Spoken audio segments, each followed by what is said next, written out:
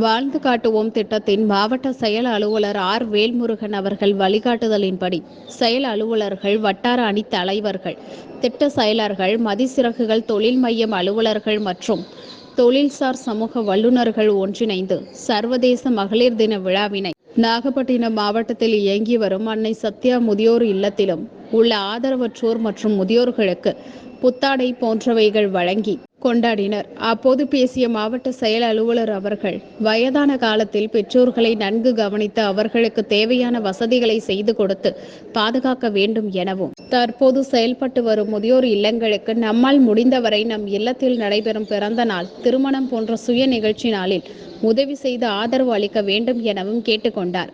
இந்நிகழ்ச்சி ஏற்பாடுகளை வாழ்ந்து காட்டுவோம் திட்ட மாவட்ட செயல் அலுவலர் மற்றும் அலுவலர்கள் செய்திருந்தனர். ஒரு அரிசி மூட்டையோ ஒரு குடவையோ ஏதோ ஒரு அந்த டைமில் நீங்கள் கொடுத்துட்டு போவோம். அது ஒரு வழிகாட்டுது. நேற்று சொன்னவர் சொன்ன உடனே இன்னிலிருந்து டெய்லி ஒரு நாளைக்கு 20 கிலோ அரிசி கொடுத்து ரெடி ஆகிட்டேன். ஒவ்வொரு ஈஸிக்கும் ஒவ்வொரு